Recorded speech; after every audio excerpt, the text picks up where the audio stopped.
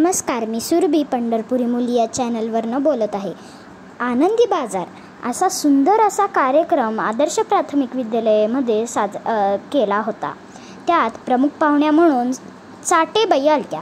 तिथे खायची प्यायची अभ्यासाच्या वस्तू अशी भरपूर दुकाने होती आणि तिथे ना भाज्या खेळण्याच्या वस्तू असे इतके सगळे स्टॉल होते ना, मला काय घेऊ काय नाही कळतच नव्हतं. इतकं सुंदर होतं सगळं, काही सांगूच नाही. त्यात ना माझा चिलीमिली आणि वेफर्सचा स्टॉल होता.